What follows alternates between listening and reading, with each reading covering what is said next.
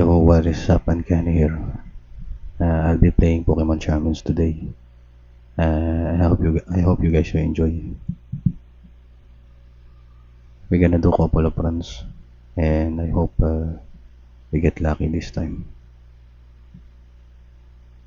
It's been tough recently due to many changes, including the following roster update, which will be coming soon, and new Pokemons will arrive.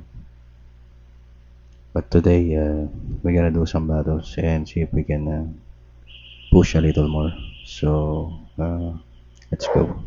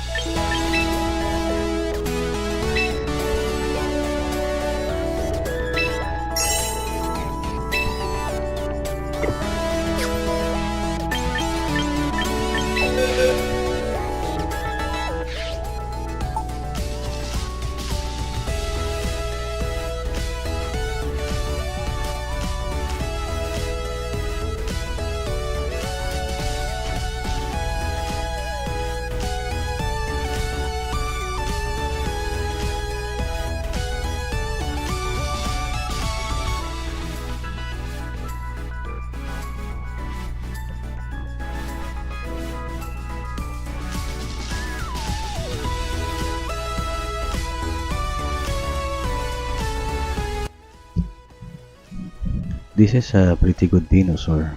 I like it.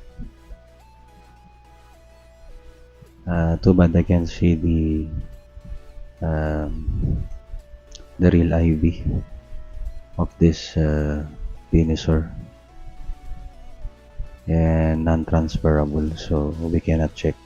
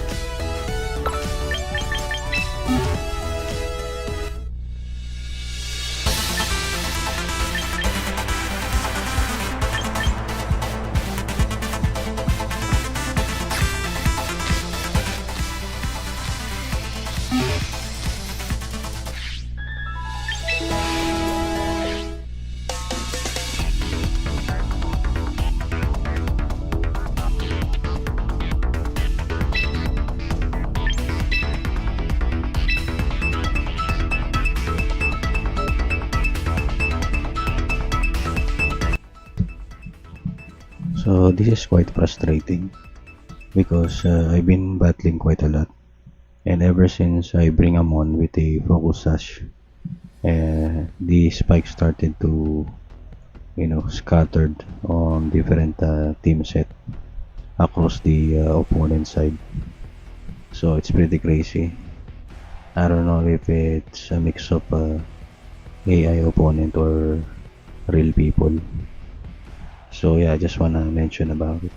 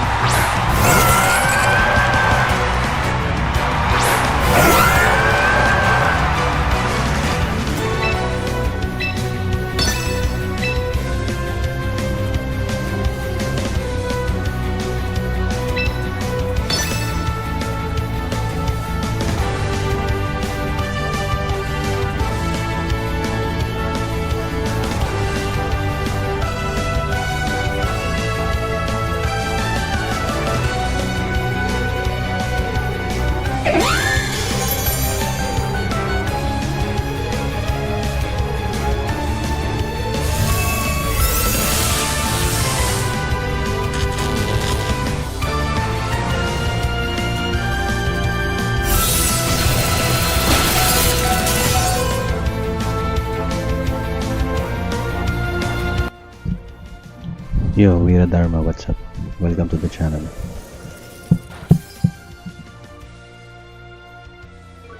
Yo, Loki, what's up? Welcome to the channel.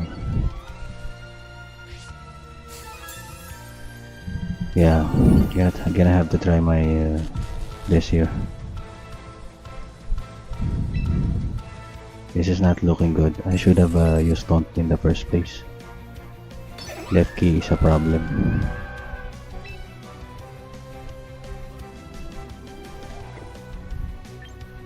And the opponent has a ice beam. Yeah, it's a hard switch.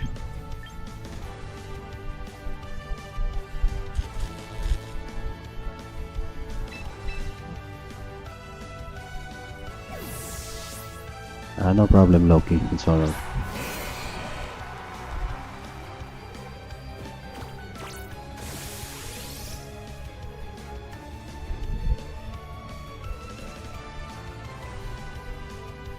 That was a close one. He uses a light screen. That would have been make this more difficult because I needed to paint the left key.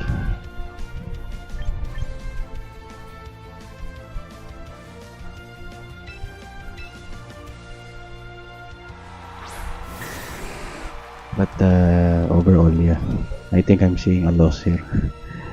So yeah, we're not really in good position. My mistake was not taunting the left key at first place. So that would have been a huge mistake on my part. But we'll see if we can get around.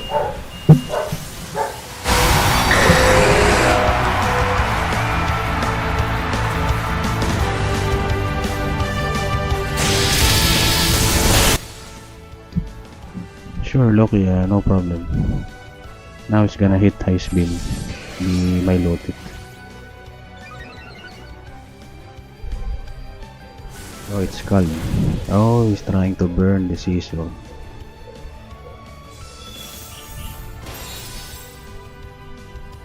I have to paint my loaded first. This could be a problem.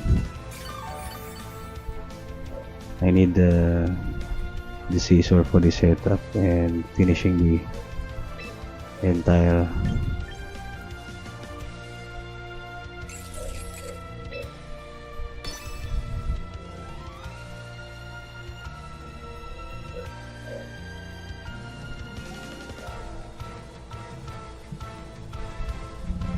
Yeah, Loki, I'm lacking, resources and some of the subscription for the application for some improvement is already expired. So I'm gonna have to spend, you know,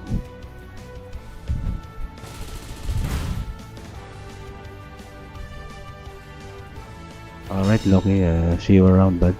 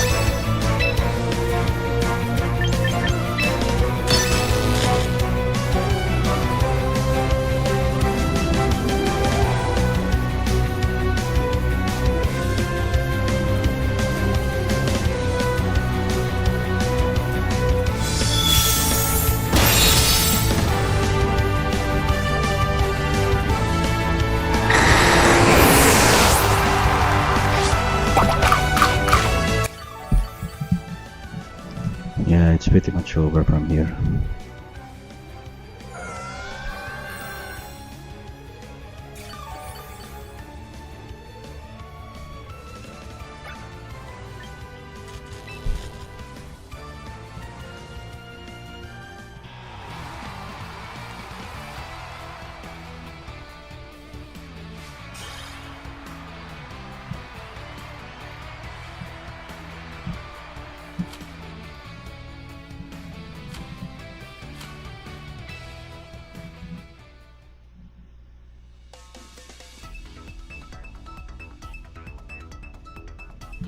But you know what? I don't really care because if I tried my best, this is starting from the master rank 4 until the half of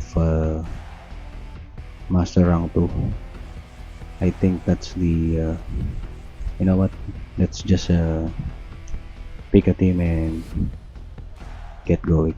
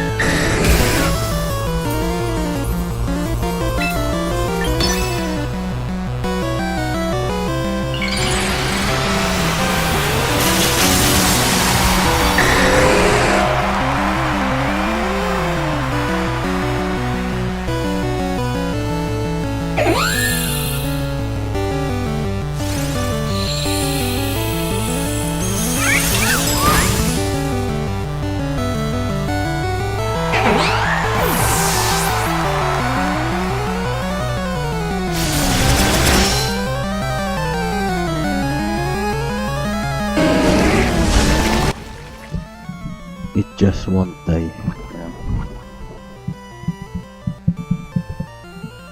Even with the boosted +2 bullet punch from max attack scissor, it won't die.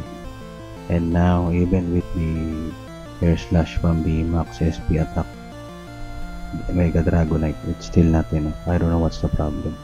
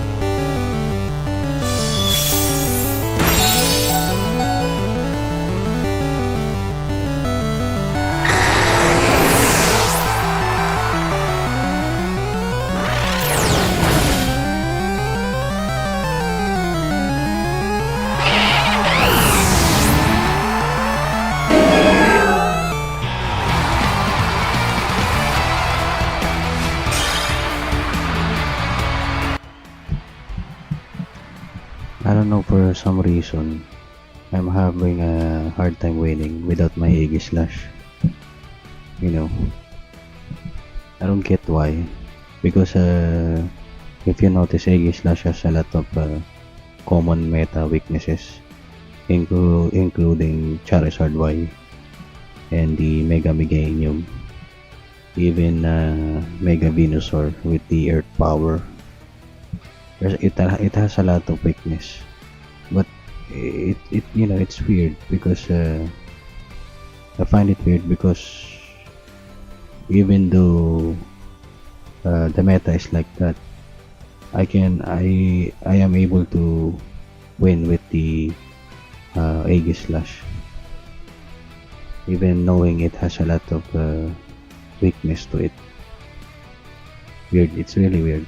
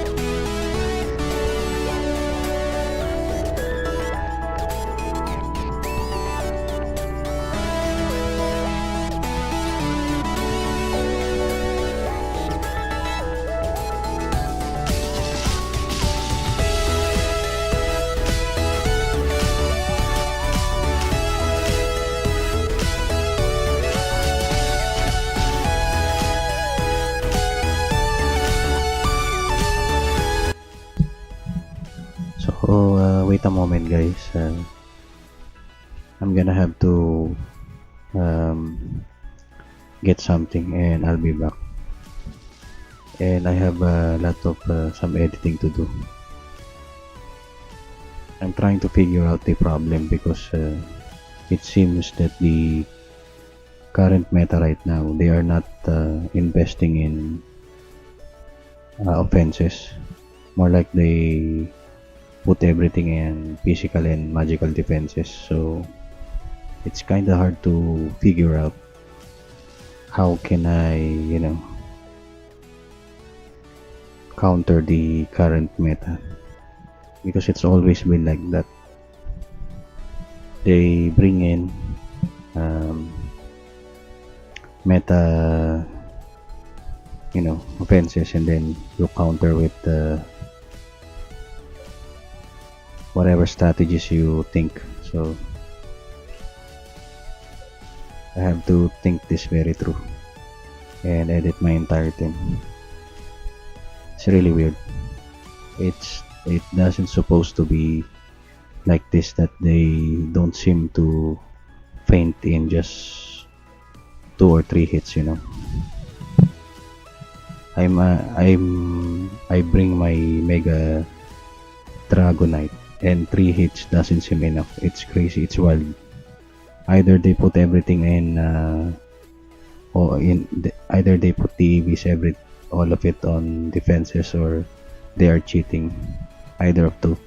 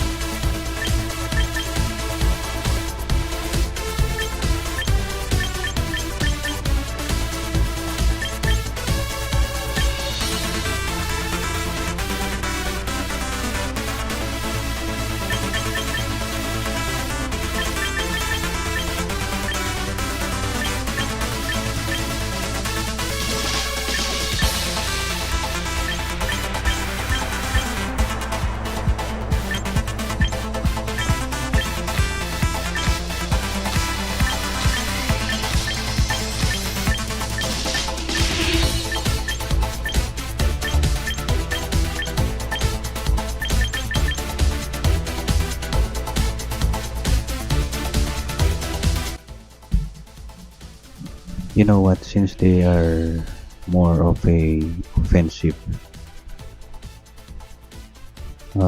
side on all of their teams at this current meta, I'm gonna bring the helping hand. So we'll be doing more attacking, and I want you to notice, guys, how it will change the matchup. Now that I'm focusing on the offense, what will happen is that the opponent or the matchup that they will give against you, they will tend to bring the gimmick mon, with a lot of shenanigans. That's what likely to happen here, because I'm starting to notice that the opponent is not entirely a real person. It's a mix of AI and real people. Correct me if I'm wrong, but I believe it's so because whenever I change my moveset, the matchup adapts to it. They're giving you something that you have nothing against, or if not, they tend to critical at least something like 50% more most of the time.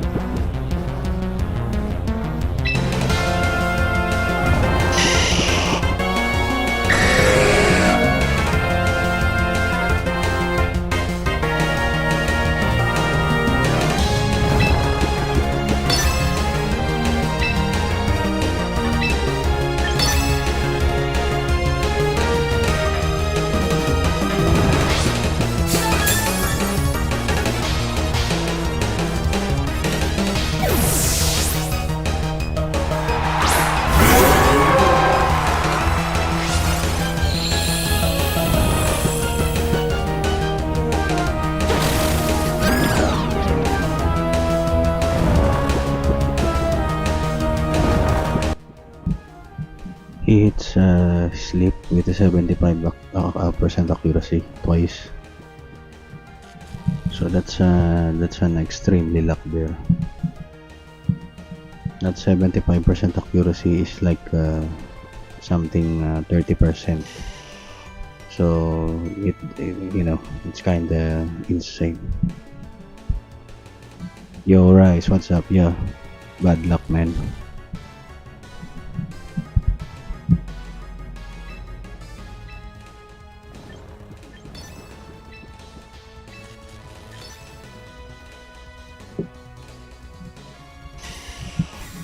And what's crazy is that when we are the one using it, it doesn't hit. It's like we are carrying a 10% accuracy.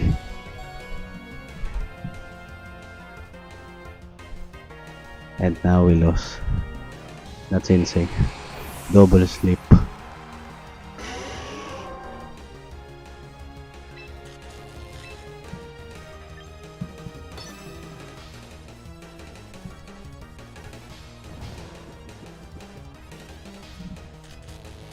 Also, you see the life of Venusaur, seeing the 4%. I hear it with the air slash. It's a stab from Mega Dragonite, but it still lives.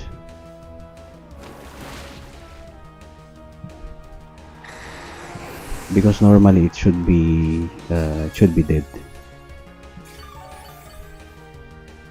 It has a chance of 90% OKOing the Venusaur. It's or and 85 something on Mega.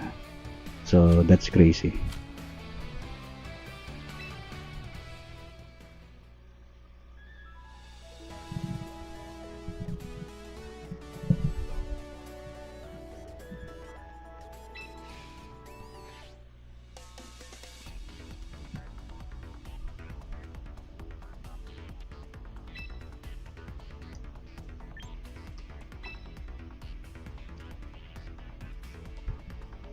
Your moveset is not that great.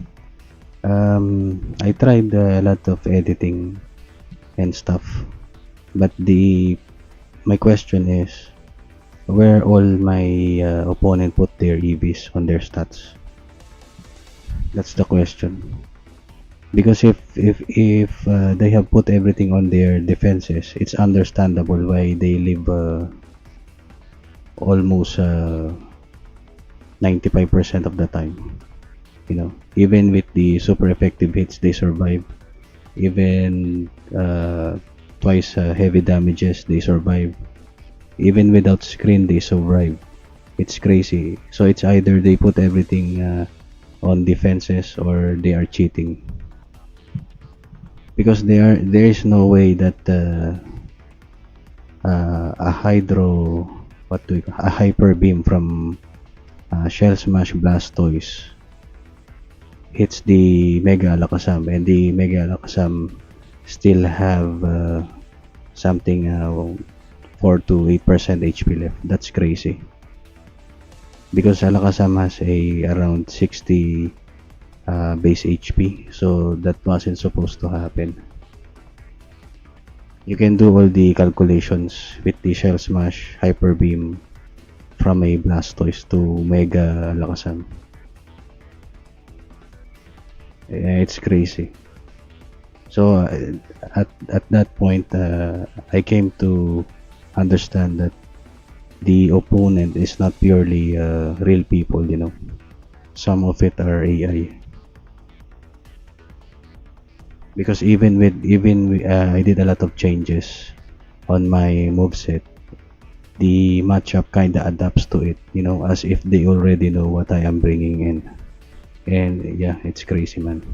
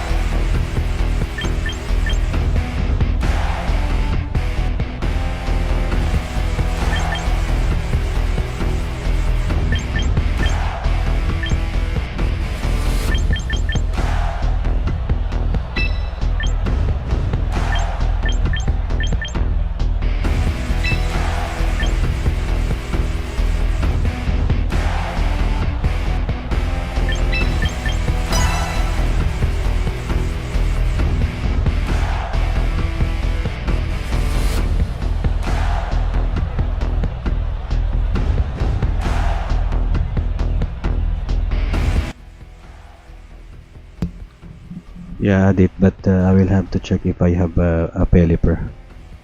And I'm having I can't seem to get one. But I will try to recruit or maybe transfer later. Yeah, it seems a good idea.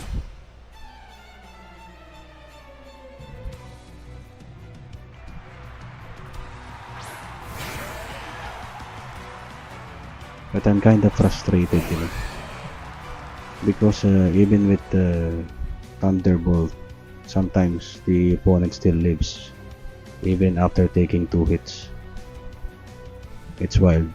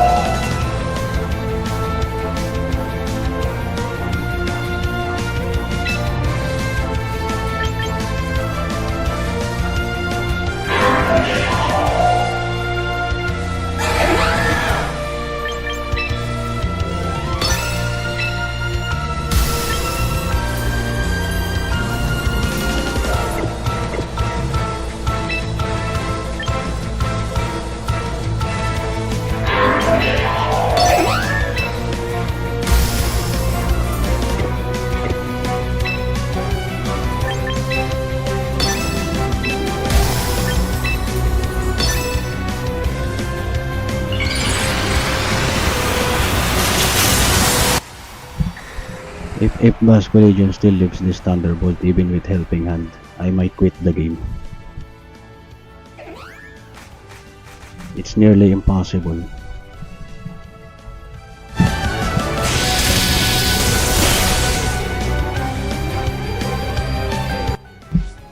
So it's a sash, so that's considerable. But if it doesn't wearing the focus sash and still lives, that's an absolute cheating.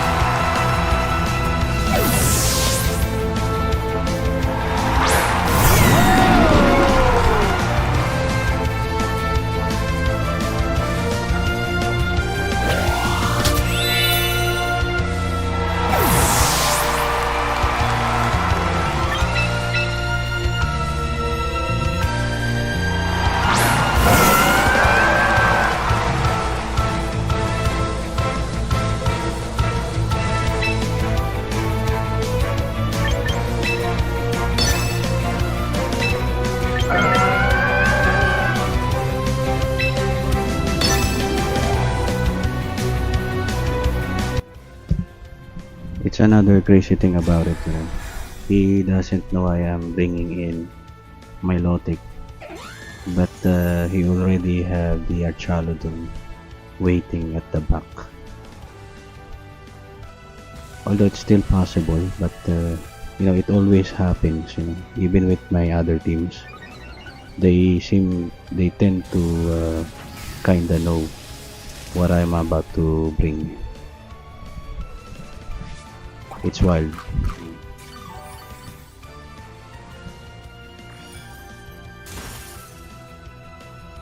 And now look, everyone is bringing Focus Sash, Sturdy. Even without it, sometimes it still survives with 1 to 48% HP.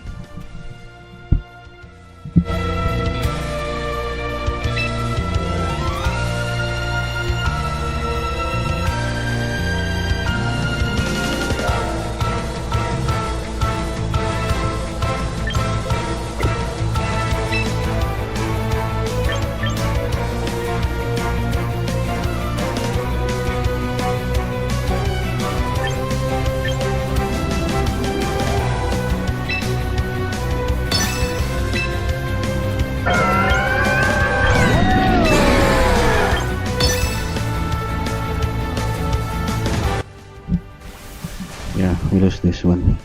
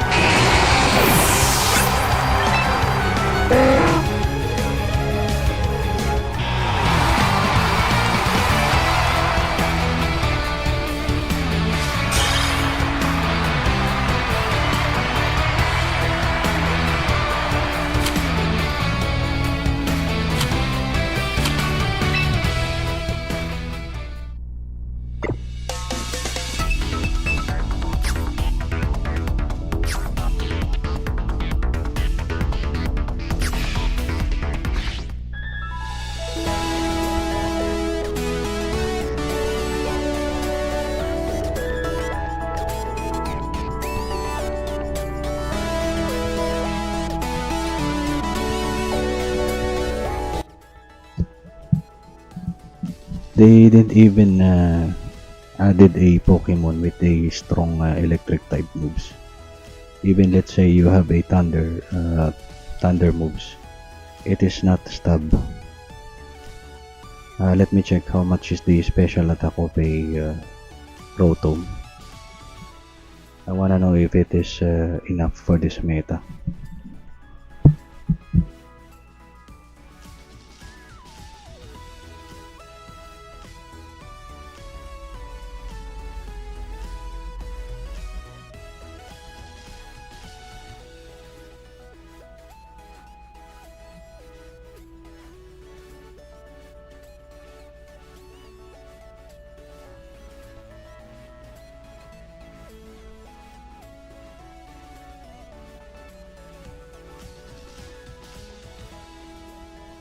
Yeah, that's why it only has a 105 special attack as a base stat. That's not nearly enough. When everything on this current meta has a lot of electric weaknesses, including the Charizard, Aerodactyl, Basculegion, and Milotic. They didn't bring enough powerful mon for the stab of electric type.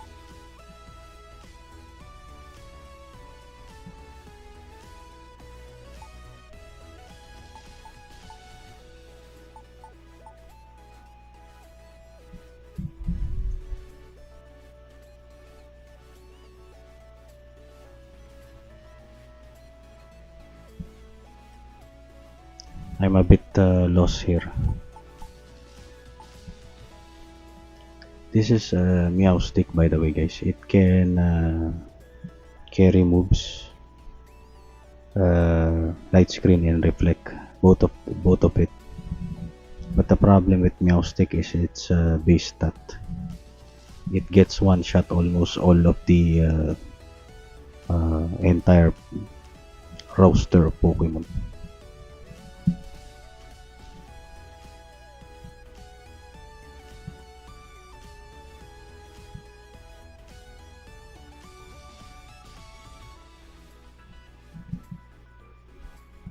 Another thing that is wild here is so this team, so this my team here, I have thought of it carefully for the doubles, and every opponent is surviving even with all the maximum. You see that, you see the right on your screen, it is max special attack Mega Dragonite, and the opponent tends to live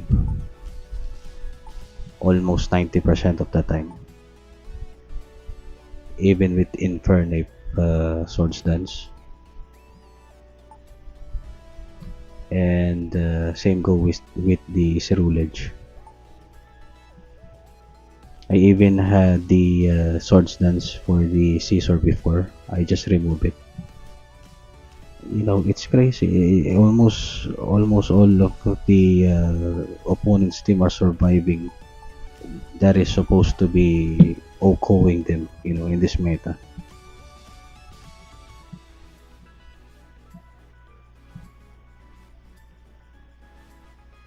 But where I am bringing a team that is at disadvantage on this current meta, I tend to sim win about 70 to 80% of the time. That's why I'm confused, you know. So let's say I bring Aegislash. It has a lot of weakness, including Venusaur, Earth Power, the Charizards, and the what do we call this? The I forgot that stupid.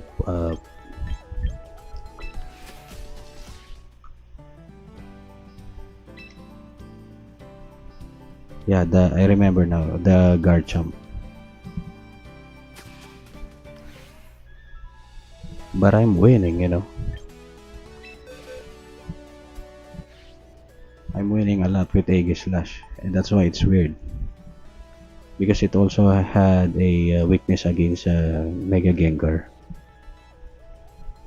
It one shots Aegis Slash almost 100% of the time.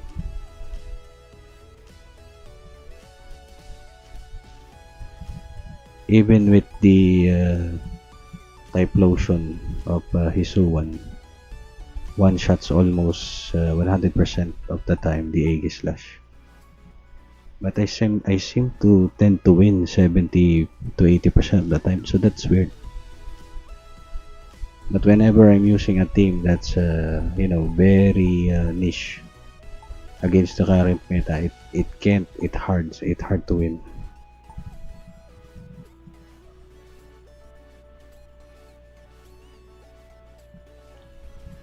My Cerulege here is once carrying the Solar Blade. So I tell you a little story about it. It once carrying the Solar Blade.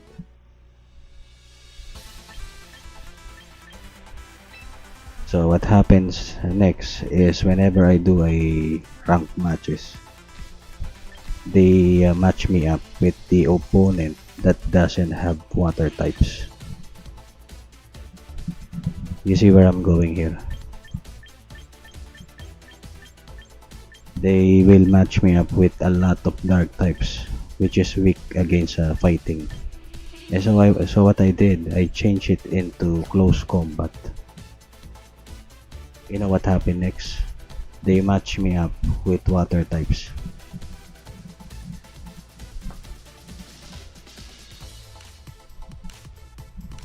The only chance that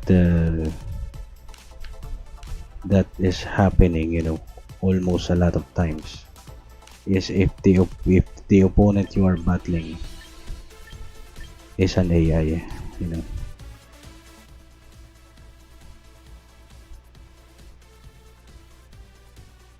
So I don't know, there are a lot of stuff I really can't explain. So I'm gonna change my team again, and I wanted you guys to see the adaptation the matchup is gonna do.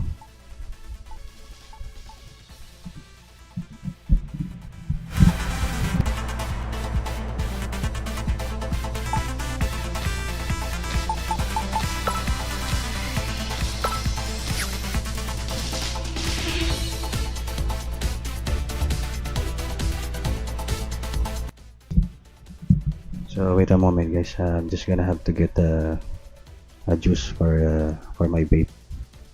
It's almost empty.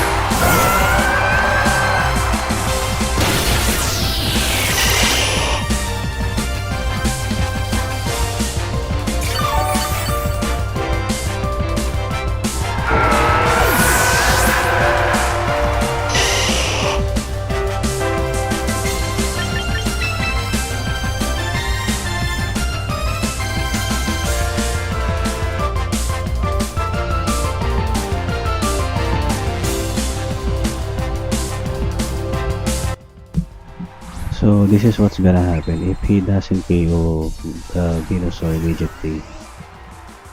Uh, I would win. But if he does, we lose.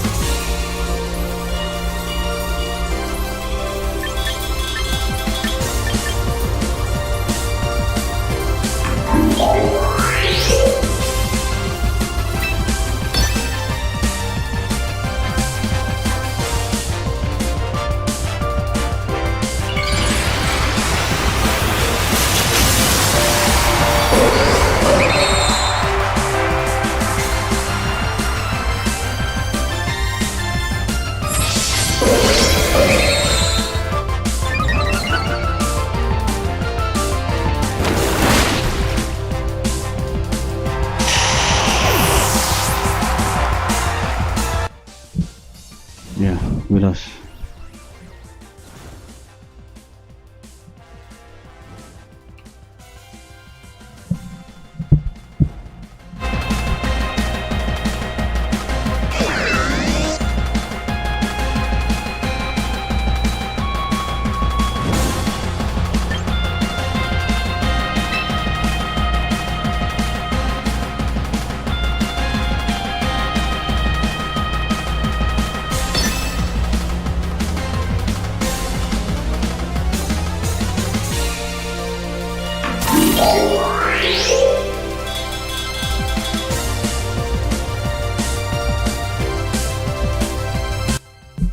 And we miss the Stone Age.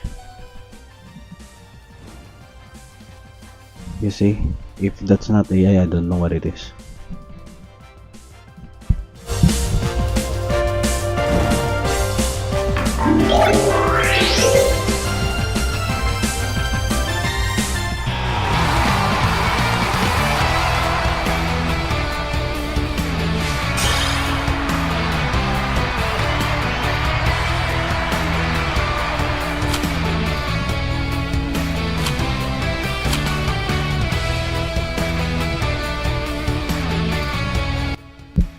You notice that I have I've done a swords dance once, so it's kind of um, compensate the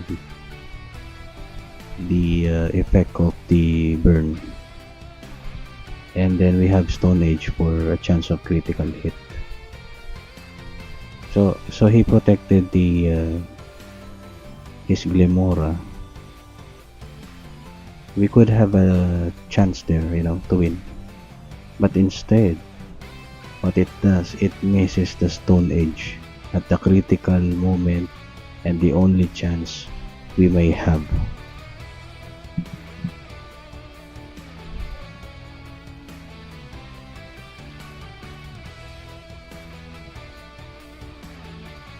So, realistically speaking,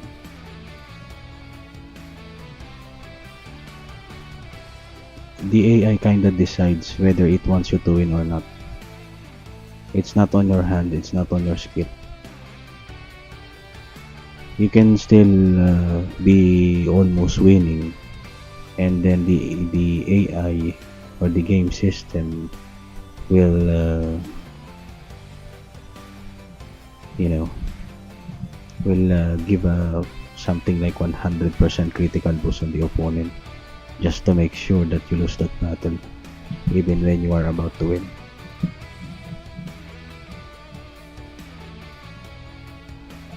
Instances like this is the reason why I'm losing the motivation for doing competitive.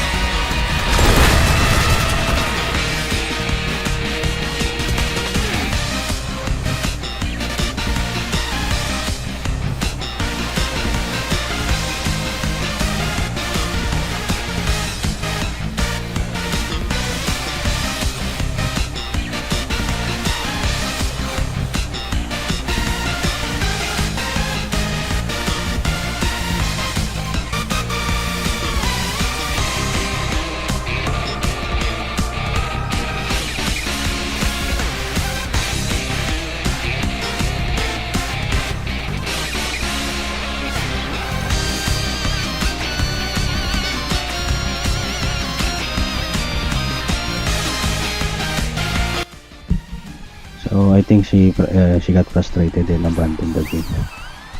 Took her long enough.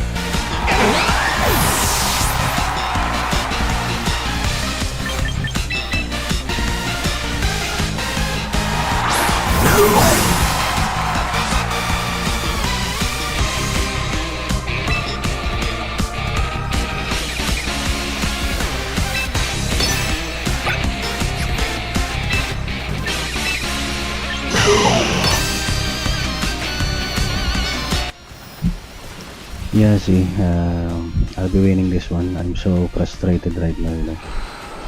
My brain is on 100% capacity.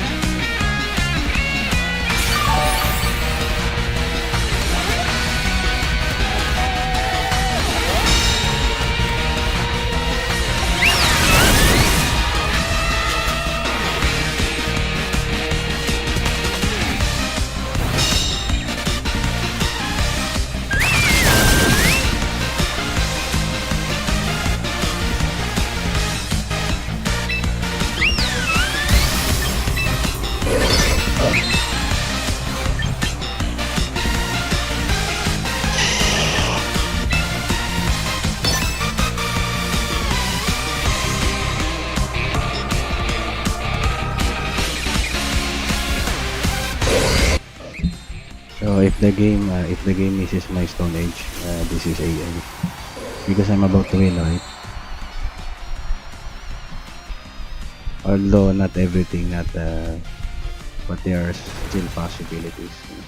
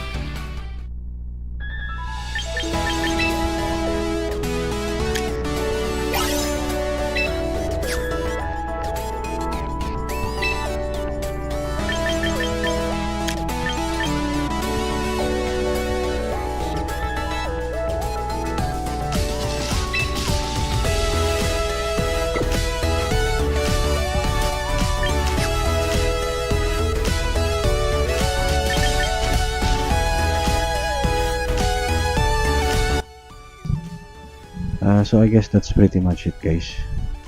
We don't get a lot of luck today, but that's still it's all right.